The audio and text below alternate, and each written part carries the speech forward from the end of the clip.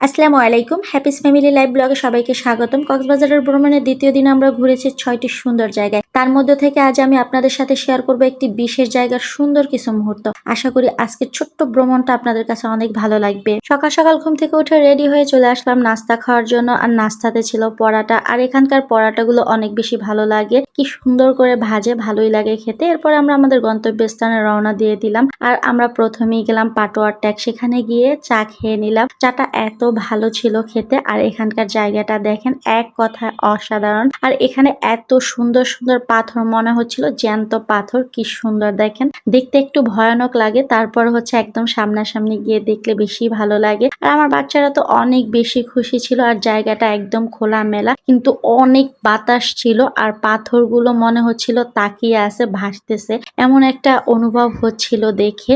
আর এই জায়গার সবচেয়ে বেশি যে বিষয়টা আমার কাছে ভালো লাগছে সেটা হচ্ছে আমি ঝিনুক টোকাতে পেরেছিলাম। এত সুন্দর সুন্দর ঝিনুক ছিল, আর এত এত বাতাস ছিল, আমার মনে হচ্ছিল এখান থেকে আমি উঠবো না। এই যে দেখেন কত সুন্দর ঝিনুক টুকিয়েছি, আমার তো খুবই ভালো লাগতেছিল। আর বিশেষ করে আমরা যে হাঁটাহাঁটি করতেছি, বালু মনে হচ্ছিল কি একদম পাথরের মতো শক্ত, আর ঝিনুকগুলো একদম তাকিয়েছিল।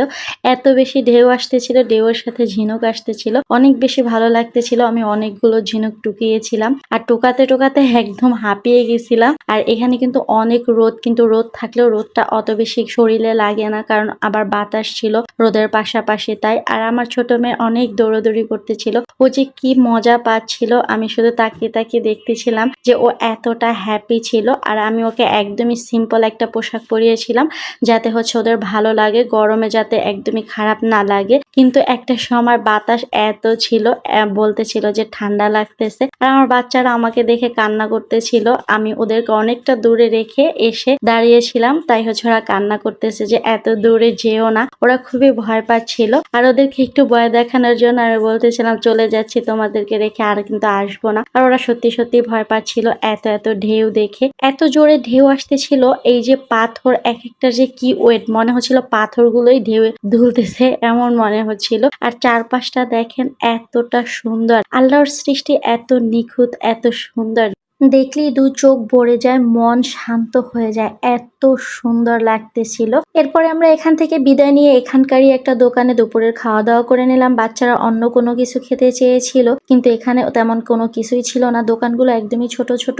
আর আমরা সিম্পল ভাবে কিছু খেয়ে নিলাম, সাদা ভাত এবং হচ্ছে চিংড়ি মাছ দিয়ে কুমড়োর তরকারি এবং মাছ, এগুলো দিয়েই খেয়েছিলাম। তবে খাবারটা অনেক বেশি স্বাদের ছিল, তবে অনেক ঝালও দিয়েছিল। বাচ্চারা তো একদমই খেতে পারেনি। এখানকার থেকে খাওয়া দাওয়া করে আমরা রওনা দিয়ে দিলাম।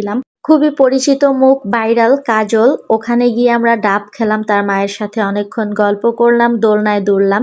নেক্সট ব্লগে অবশ্যই শেয়ার করব। সবাই ভালো থাকবেন, সুস্থ থাকবেন। আজ এ পর্যন্তই। আল্লাহ হাফেজ।